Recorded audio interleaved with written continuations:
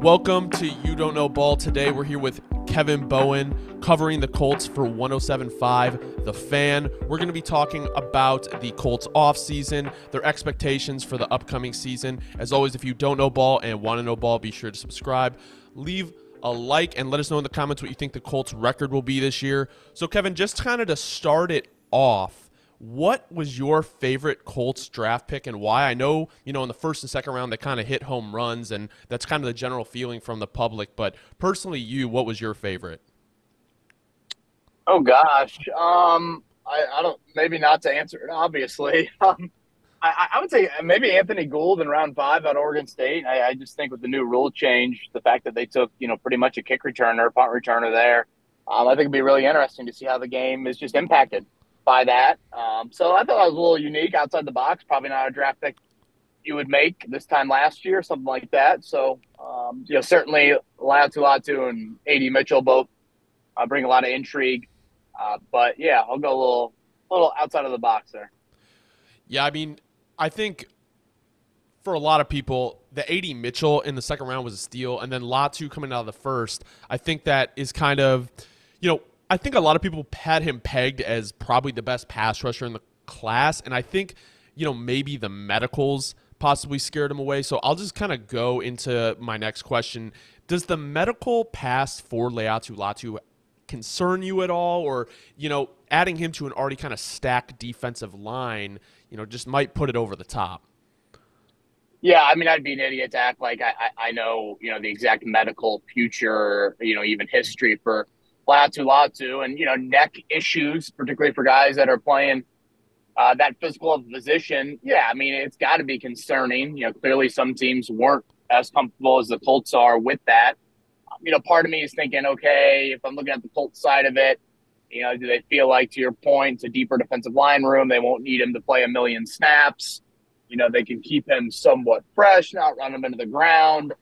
He obviously just had, 2 very healthy seasons at UCLA. And, maybe it's just something that's more of a back end of the career thing of, instead of getting, 12 years out of the guy, you get 7 or 8. I think all those things probably are questions that had to be asked there. But certainly, anytime you have a dude that had a medically retired from football for multiple years, and there were clearly some teams that didn't have the same sort of feeling on it, that is definitely a question you have to ask. Well, I was going to say, here's my question for you on Latu also, Kevin. And this is just because, again, when I'm watching his tape, all I'm saying to myself, when I'm grading him, I'm like, man, this guy is one of the most, if not the most polished edge rusher in terms of pass rush coming out of college over the last, 4 or 5 years.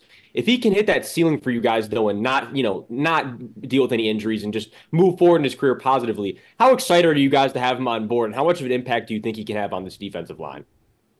Well, yeah, I think that last part is the biggest thing. We know how important pass rush is in the NFL, and if he can come in and give you, anywhere near the impact that he gave at an extremely high level at UCLA, no one's going to be crying if he doesn't play a 10th or an 11th year. If he can, show off that ability to help you close out games, early in his career, that is all you're asking for. The Colts have had great pass rush history, but also that history is starting to get a little dusty. Robert Mathis led the league in sacks in 2013. Since that season, they've only had 2 guys eclipse double-digit sacks in a year.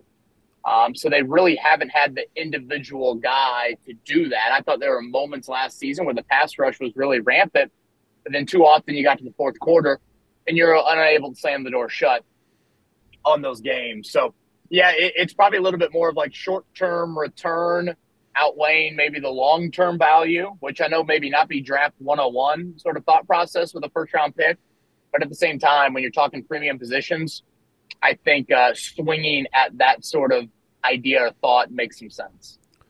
No, absolutely, absolutely. So to transition over here to the next question I had for you, and I know this is definitely something on every Colts fan's mind, especially with how much you guys invested into him.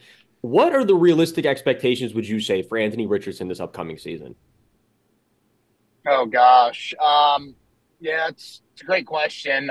Realistic is probably a proper word to use because I do think there is a ton of volatility in what he could be and what the Colts could be. It's weird. The Colts returned 22 starters if you're going to tell, someone, hey, the team brings back 22 starters, you would assume that, there's a pretty consistent sort of barometer for them to reach. But, Richardson, it's just, is there more there in those 173 snaps? I mean, I thought he looked fairly good in those 173 snaps, but he's played 2 quarters on the road. He's, finished and started only 1 game in his career. I mean, that's what makes it so difficult to peg and to project. In a way with Richardson, I almost kind of look at it a little bit with the Latu thing, even though I don't want to compare Richardson's injuries to the neck. But, I think I walk away from Richardson's rookie year thinking, okay, I think he can reach a nice level earlier in his career than I thought a 20-year-old drafted quarterback could reach.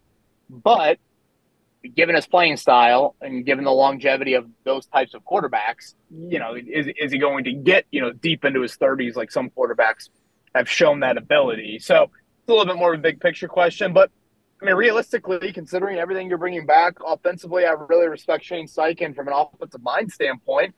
I think he can have a really nice year. It's just, quarterbacks fall in so many different tiers. It's like stars in the NBA.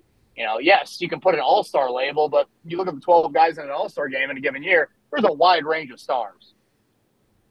About, quarterback as well.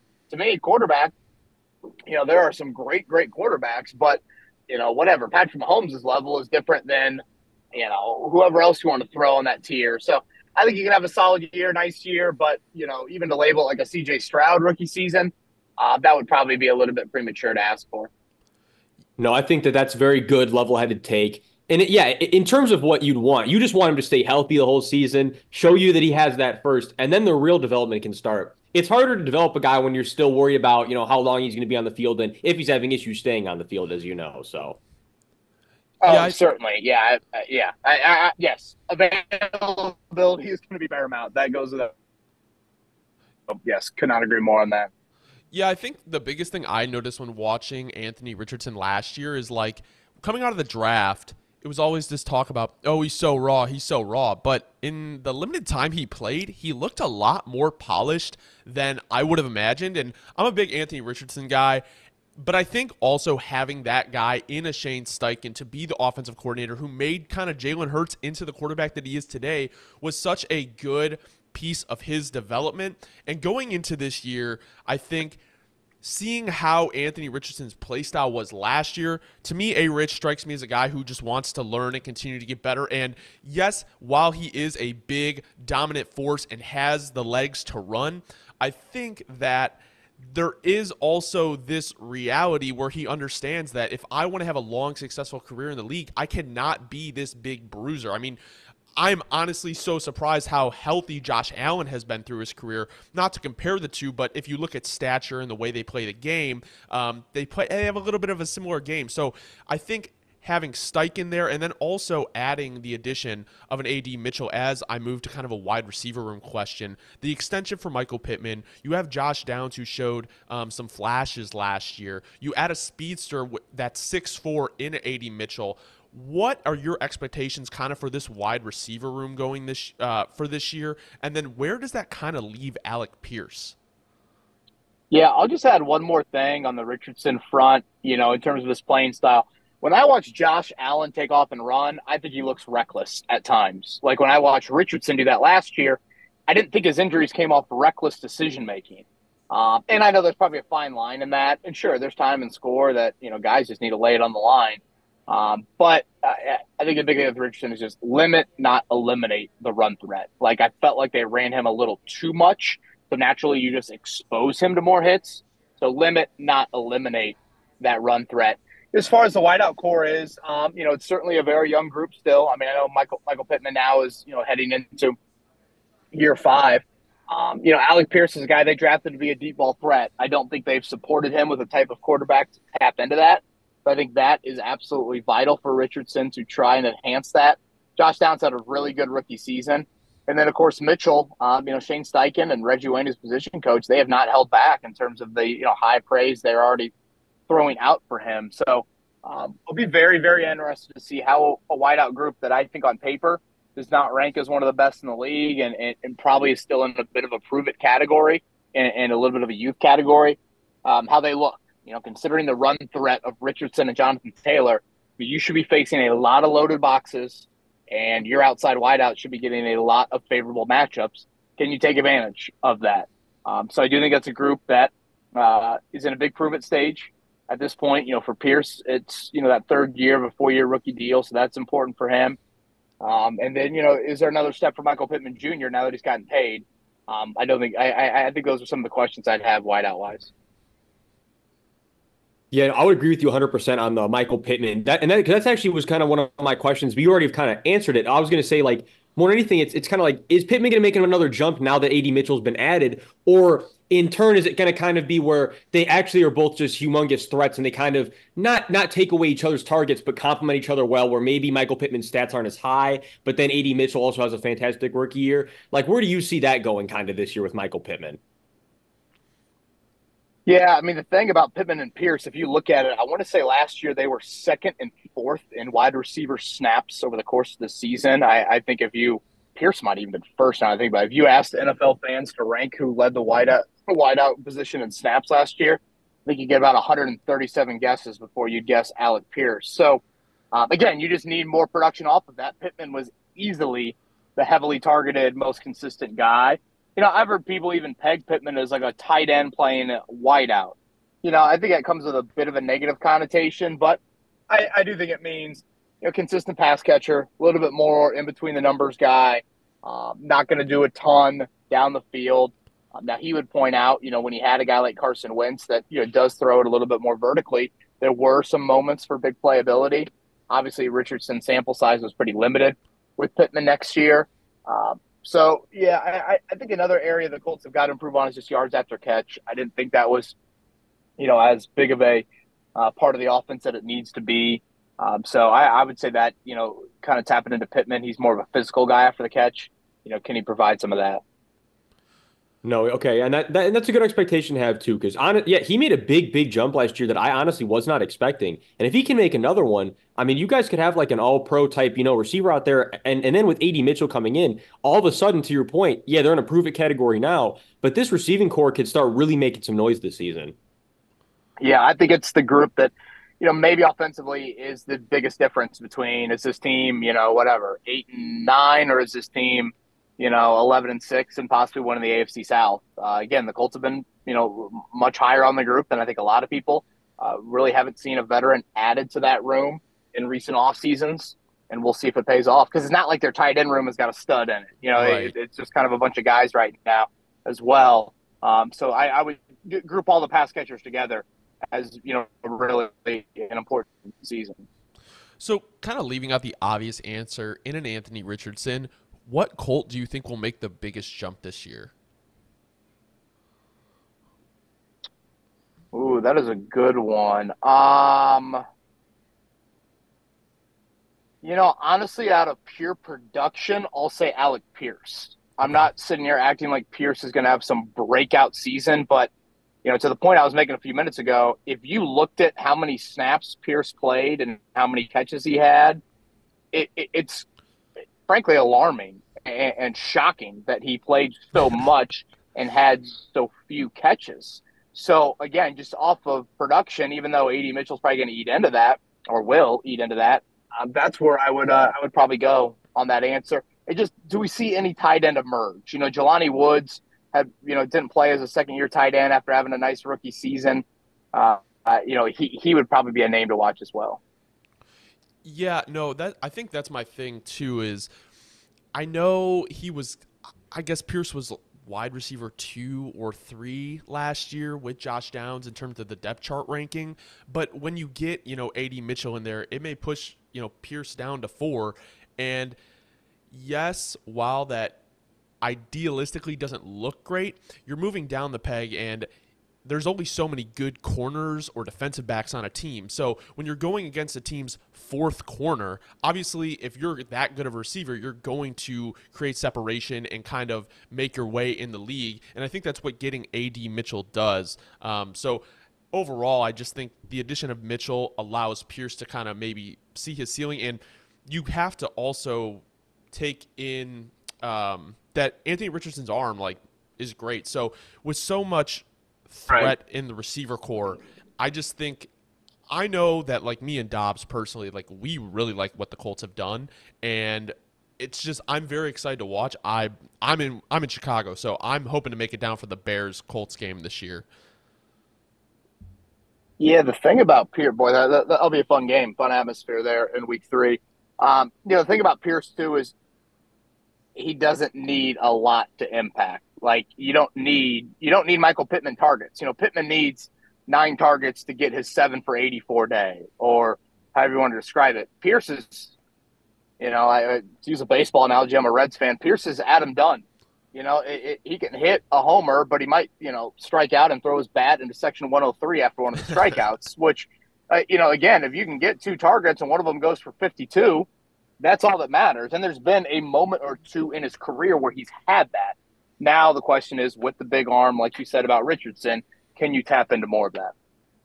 No, and I just want to throw in some quick anecdote now that you just said that, Kevin, because actually this past year I actually was, and you guys have a fantastic stadium, by the way. I must say, I love your guys' home stadium, Lucas Oil. But side note, because I came to watch the Saints and the Colts play this year because I'm a Saints fan, and it was a fantastic, game, tons of fun. But there was a moment, just like you're saying, where I remember Pierce had burned, I don't remember who it was, but I think it was a Debo down the sideline for like 50 yards. So he has that ability for sure. It's just a matter of unlocking it more, to your point.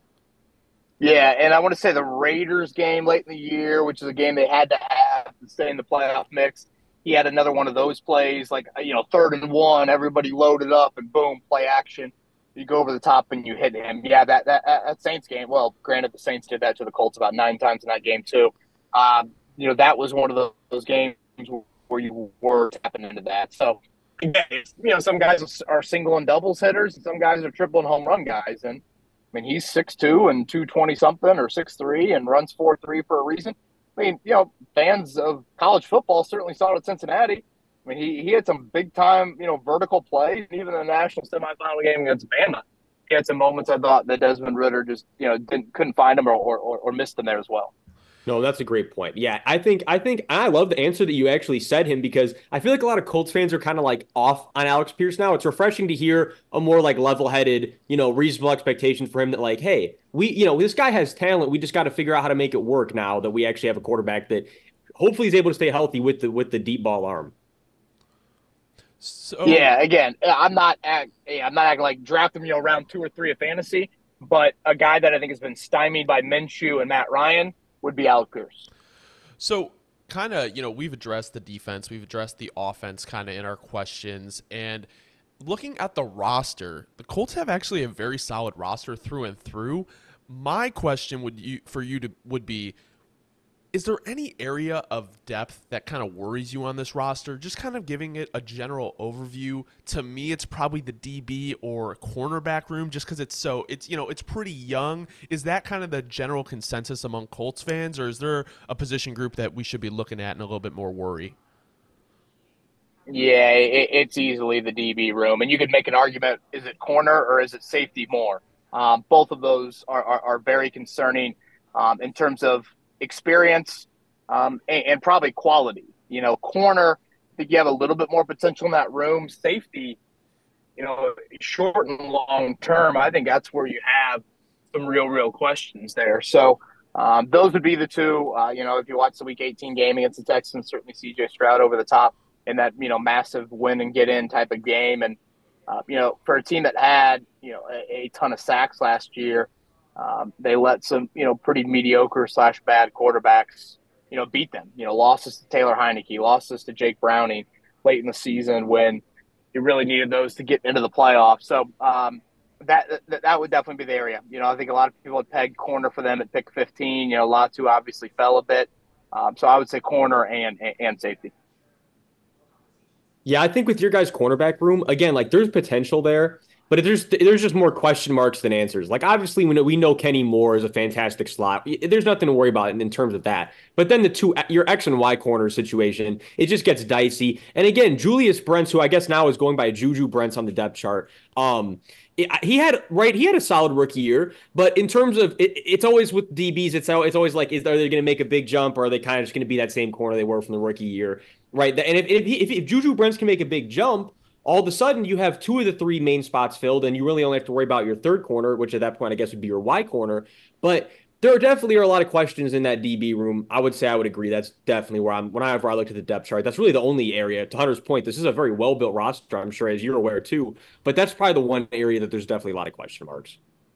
Yeah, and again, Moore and Julian Blackman both are really solid players, but just the depth is really lacking. Of like, okay, who's proven? I mean, you bring up Branson Sir, second round pick, and had some rookie moments, but he was arguably the most injured defender on the team last year, and just his availability really hurt you. Dallas Flowers was a week one starter, tore his Achilles. You know how that is, guys coming off a torn Achilles there as well. So in a division that no longer is the laughing stock, your DB room is going to get tested. Yeah, it's kind of crazy how fast the AFC South has just become so competitive. I mean, you have Trevor Lawrence and the Jags. I mean, sometimes I have no clue what they're doing. I think that is attributed to Trent Baalke. But, you have the Houston Texans as well who are competitive. And then why am I blanking on the last NFC South team, the Tennessee Titans? Yeah, I mean, what they've done on offense, I guess it's really dependent on how you feel about Brian Callahan and Will Levis, but definitely one of the tougher divisions in football, especially very young. So I guess kind of going along with that, what do you think is the ceiling and the floor for this team going into 2024? Yeah, boy, that's a great question. I mean, I'll go back to kind of the Richardson answer I gave you guys a little bit ago. Is I just think there's so much volatility with them. And that's weird to say with 22 starters back, but I think Richardson provides that. He's so dynamic, and I think you saw flashes of that, but I think he also, at one point was like, I think when he got hurt, he was the 32nd of 33rd, passers in terms of accuracy. To use the baseball analogy again with him, can the home runs offset the strikeouts? And as long as the strikeouts aren't turnovers, you can probably have that. So I do think the ceiling is winning the AFC South and winning a playoff game. That's probably where I would put it. The floor, you'd like to think if they won whatever they won last year, 9 games with Gardner Minshew starting 90-some% of the games, you would like to think that, nothing short of 7 or 8 wins. I think the schedule is tougher than it was last year, particularly front-loaded. If you look at the quarterbacks they face in the first couple of months of the season and then compare it to the quarterbacks they face in the last month and a half, it is a wild difference. Yeah. To the quality of quarterbacks they face early of Stroud and Lawrence and Goff and Josh Allen and Tua and Jordan Love. Yeah, I mean, all those guys early. And then the back end, it's a bunch of rookies, Daniel Jones, and I don't even know who else, but no one very good. They're late in the season outside of Lawrence in the season finale. So get it early. You play the Texans twice before Halloween. You have all of your AFC South road games done before Halloween. Kind of just interesting notes on their schedule there. No, I think, and I would agree. I think that's the perfect, again, it's another level-headed way to look at it. I think winning a playoff game would be, and that would be a very big plus for you guys this year. Like if Anthony Richardson could come back from last year, when you guys had a playoff game, man, you got to feel damn good about the future at that point. If you, again, like you say, with this well-built roster, if you don't already, to transition over to just a more fun question, we ask everyone this because there's a lot of good answers. We've heard a lot of fun different answers. Kevin, your favorite Colts memory as a fan? I know because there's definitely like a fair amount I'm sure you could choose from. So what, and also, and you can do the Super Bowl is usually like the obvious answer, but you can, what's the story you're going with here? What's your favorite Colts fan memory? Yeah, I will go 2 answers for you there. Obviously, yeah, to your point, when you ask this question, the Super Bowl is probably the easy answer. The easy answer in this market is the beating the Patriots the game before the Super Bowl. The AFC Championship game, 2006, 2007, January. Getting that monkey off your back, down 21-3 at halftime, the huge comeback. Marlon Jackson had the game-sealing interception as Brady was trying to drive there for the game winner. So that would be the definite, sport, here we go. It was like at that point, it was almost like the Super Bowl was the cherry on top, as weird as that sounds. But the Patriots have been that big of a bully to the Colts throughout. The other one, I'll go a little sentimental.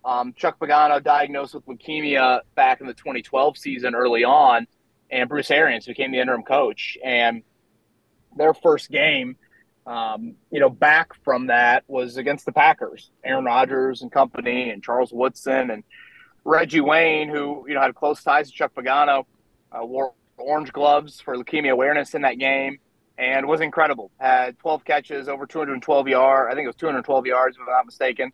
Andrew Luck's rookie season, and they come back and beat the Packers, and it was just kind of a very, really a cool scene, on and off the field on that Sunday afternoon at Lucas Oil. So it's a little bit more off the radar. Again, doesn't have like the playoff feel to it, but yeah, those would be my two answers. I love that, and I love those answers, especially the Chuck Pagano one. That is a great story right there, and just a great memory as well. I personally hated that Super Bowl. Chuck's a great dude. No, absolutely. Yeah, that was a rough Super Bowl for old Rex Grossman and company. Yeah, that was. Yeah, that certainly was. That was a critical one for the Bears. Hopefully, fans. We've turned the tide at quarterbacks, but we always say it's different, but until it's actually different, we'll see. But all right, thank you so much, Kevin. We appreciate you hopping on. You want to let people know where they can find you? Yeah, so it's K Bowen 1070 on Twitter. I host a morning radio show here in Indianapolis on the Colts flagship each morning, Monday through Friday. But yeah, Twitter page, K Bowen 1070. All right, well, that will be in the description. Thank you guys so much for watching. If you don't know ball and want to know ball, be sure to subscribe. Leave a like. Let us know in the comments the Colts record prediction this year. Hope you have a great rest of your night. Thank you.